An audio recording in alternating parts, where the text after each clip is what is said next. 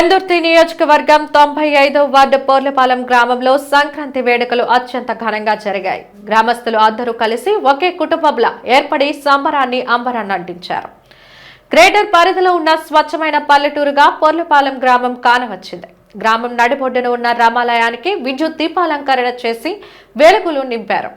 వేరు వేరు ఊర్లలో స్థిరపడిన వారంతా సొంత ఊరికి వచ్చి కుటుంబ సభ్యులతో మమేకమయ్యారు. గ్రామ యువత ఏర్పాటు చేసిన ఒట్టికొట్టే కార్యక్రమం ప్రత్యేక ఆకర్షణగా నిలిచింది. చిన్నారుల ఆటపాటలు, యువకుల కేరింతలు, యువతల పలకరింపులు, పెద్దల ముచ్చట్లతో పోర్లపాలెం గ్రామం సందడిగా మారింది. పల్లెటూరులో పూర్వపు గృహ సముదాయాన్ని గుర్తు చేస్తూ వేసిన గడ్డి ఇంటి సెట్ అదిరిందని, అందరినీ ఆకట్టుకుందని తెలిపారు. అత్త, మామ, బాబాయ్, పిన్ని, అక్క, తమ్ముడు, బామ్మ, తాత వంటి పలకరింపులతో గ్రామ పరిసరాలు పులకించాయి.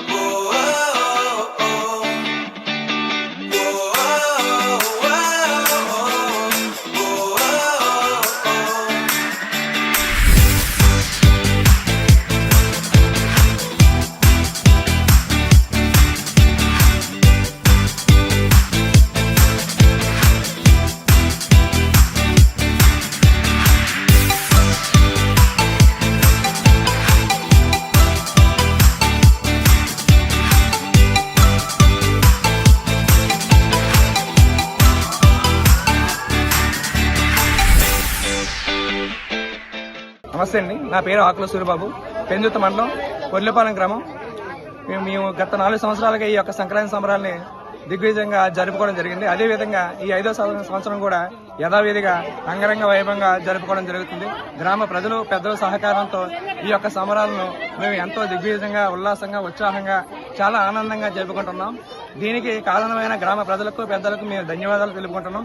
అదేవిధంగా పాత తరాన్ని గుర్తు చేసుకుంటూ ఈ కొత్త తరం ఎంతో ఆనందాన్ని, అలాగే మా తాతలను, మా తండ్రులను కూడా వాళ్ళు బతికిన వాతావరణాన్ని మాకు గుర్తు చేస్తూ ఈ యొక్క సంక్రాంతి సంబరాలు మేము జరుపుకోవడం జరుగుతుంది. జీవీఎంసీలో పల్లెటూరు వాతావరణం కలిగిన ఊరుగా మేము చెప్పుకుంటున్నాం. ఈ యొక్క గ్రామానికి విచ్చేసిన జీటీవీ వారికి మేము ధన్యవాదాలు తెలుపుకుంటున్నాం. ఈ పోర్లపాలెం గ్రామంలో గత 5 సంవత్సరాలుగా, ఈ సంవత్సరంతో 5 సంవత్సరాలుగా కూడా సంక్రాంతి సంబరాలు ఈ కార్యక్రమం ప్రతి సంవత్సరం కూడా జరుపుకుంటున్నాం. ఇందులో ప్రధానంగా గ్రామ పెద్దలు సహకారంతో, ప్రత్యేకించి యూత్ యొక్క సహాయ సహకారాలతో ప్రతి ఏడు కూడా ప్రతి సంవత్సరం ఈ కార్యక్రమం జరుపుకోవడం జరుగుతుంది. అలాగే ఈ పండుగ సందర్భంగా ధనుర్మాసంలో 30 రోజులు కూడా నెలగంట పెట్టిన దగ్గర నుంచి మేము రామాలయం దగ్గర నుంచి స్వామివారికి నెలగంట కార్యక్రమం పెట్టిన దగ్గర నుంచి ఉదయాన్నే మేలుకొలుపు ఉదయం 5 గంటల నుంచి 6 గంటల వరకు కూడా గ్రామం అంతా ఉదయాన్నే రామనామ సంకీర్తనతో, హరినామ సంకీర్తనతో మేలుకొలుపు చేయడం జరుగుతూ ఉంది. భోగి రోజు కార్యక్రమాలు ఉదయాన్నే భోగిమంట 4 గంటలకి, 5 గంటలకి మన సీతమ్మ వారి చెట్టు కల్పవృక్షమైన రామాలయంలో ఉన్న ఆ లక్ష్మీ స్వరూపమైన చట్నీ ఊరంతా కూడా ఊరేగిస్తాం. హరిదాస్ ప్రత్యేకంగా తీసుకొచ్చి హరిదాస్తో చట్నీ మొత్తం కుర్రవాళ్ళు పెద్దవాళ్ళు అందరం కలిసి ఊరేగిస్తాం.